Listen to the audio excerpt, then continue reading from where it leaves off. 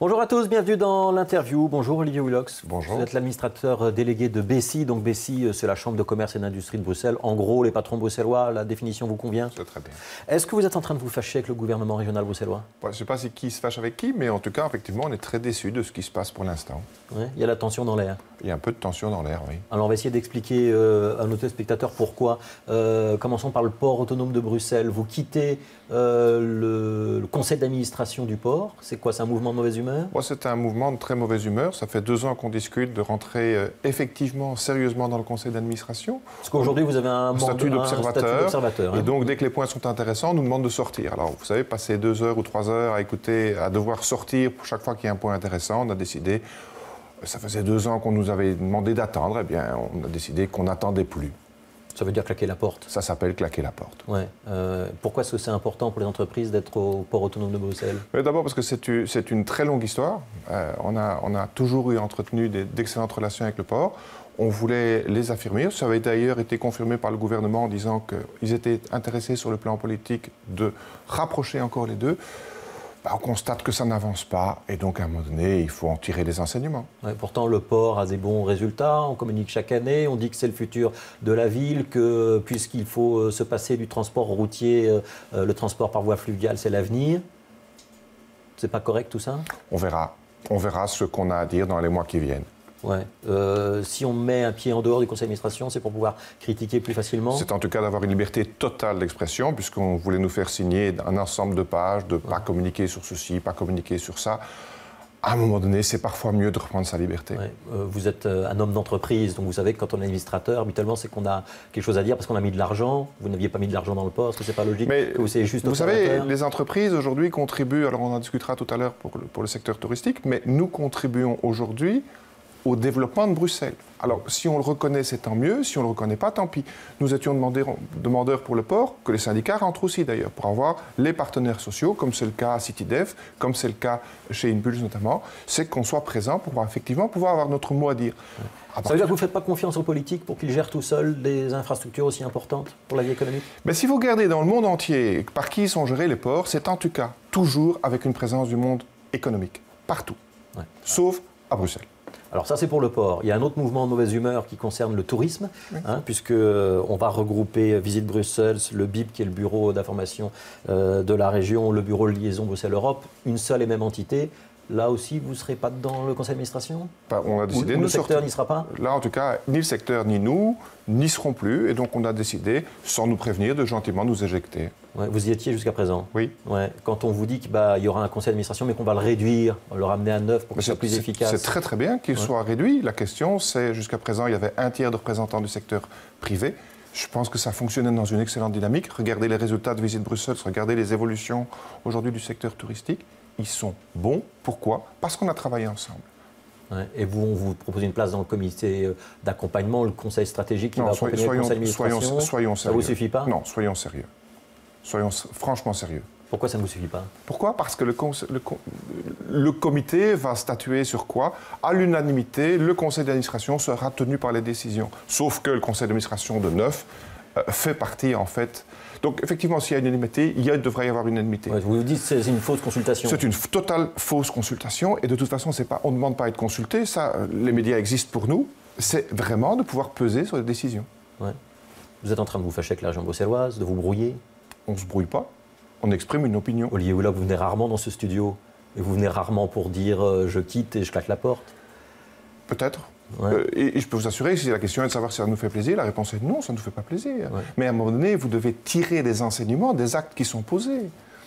Ça veut dire que la confiance est rompue entre vous et l'équipe de Rudy Vervoort et Didier Gauzoin? C'est-à-dire que ce qu'on nous a dit, et nous ne sommes pas contre une réforme quelconque, au contraire, nous l'avons plutôt applaudi. Simplifier, plutôt aller dans le bon sens. La question, c'est évidemment la place des uns et des autres dans les organisations bruxelloises. Ça veut dire qu'on est en train de bouder les entreprises? appelez ça bouder, ignorer, éviter, vous choisissez les adjectifs que vous voulez. Au mois de décembre, donc c'est pas si vieux, il y a 1 mois et demi, 2 mois, interview dans la Libre Belgique, vous aviez dit les entreprises sont les mal aimées à Bruxelles. Oui, c'est vous clair. avez toujours le même sentiment? On a toujours le même sentiment, oui. Ouais. Sur quoi vous appuyez pour dire ça? Mais simplement aujourd'hui, on le voit, nous rapportons en nuitée quelques 22 millions d'euros de retombées économiques et on Comme nous vous dites, dit... nous, c'est le secteur Horeca. C'est le secteur Horeca, qu'on représente par ailleurs aussi. Et donc, simplement de dire aujourd'hui, vous ne mettez rien comme argent sur la table. Si vous trouvez que 22 millions d'euros, c'est rien, ben on en rediscutera. On verra si la taxe hôtelière est conforme. On verra certains types de choses. Vous êtes menaçant. Non, réaliste. Ouais.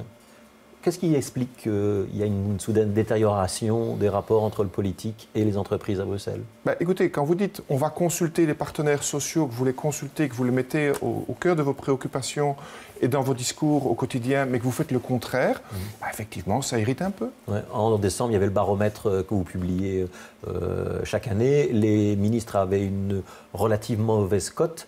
Est-ce qu'on ne peut pas dire aussi que c'est un peu l'inverse, que c'est les entreprises qui n'aiment pas le gouvernement régional? Possible, Ouais. mais à ce moment-là, il faut plutôt renforcer le dialogue que de l'éviter. Ouais. Vous n'êtes pas en train de faire de la politique? Non. Non. Si j'avais dû faire de la politique, j'aurais choisi ça il y a longtemps. Bessie, l'organisation des patrons, ne roule pas contre le gouvernement régional. On n'a jamais fait, et je peux vous dire que regardez comment nous avons accueilli les déclarations gouvernementales tout au départ par rapport à la simplification, etc. Nous avons plutôt, même très fort, soutenu le gouvernement. Vous allez appeler Rudy Vervoort en sortant de ce studio? Il va vous appeler? Ah, vous inquiétez pas, on va se voir. Vous ne participez pas au groupe des 10, hein, c'est au niveau fédéral, c'est la Fédération d'entreprises de Belgique qui représente les employeurs. Est-ce que vous êtes inquiet quand vous entendez que les syndicats annoncent une concentration le 11 mars? Ce n'est pas une manifestation, mais ça y ressemble. Vous savez, dans une démocratie, c'est toujours bien que les gens puissent avoir des moyens de protester. Donc franchement, ça c'est dit. Je pense que c'est important. Si les syndicats ne sont pas d'accord, c'est bien qu'ils puissent l'exprimer. La question, c'est le dommage fait à une économie qui est fragile. C'est tout. Ouais. Est-ce que c'est un coup de canif dans l'accord qui a été conclu? C'est un peu compliqué d'avoir un accord, de faire des grèves par ailleurs, mais en même temps, c'est aussi le droit de chacun de s'exprimer. Donc vous n'êtes pas plus alarmiste que ça, il y aura une manifestation le 11 mars et vous vivrez avec? On vivra avec, parce que c'est aussi ça, une démocratie. Ouais. Taxer les poids lourds qui rentrent dans Bruxelles, c'est une bonne idée? Mais ça dépend. Si vous taxez juste les poids lourds, ça dépend pourquoi vous voulez les taxer. Parce que si c'est pour améliorer la mobilité, c'est plutôt au niveau des voitures qu'il faudra un jour avoir la discussion. Ouais. Il y a un accord entre les 3 régions. Hein, sauf avec la région wallonne. Ouais, pour avancer sur une taxation au kilomètre, ce serait 2 à 3 fois plus cher pour les poids lourds, donc plus de 3,5 tonnes. Oui, il y a une logique à ce qu'au plus le poids transporté soit élevé, au plus la redevance soit élevée.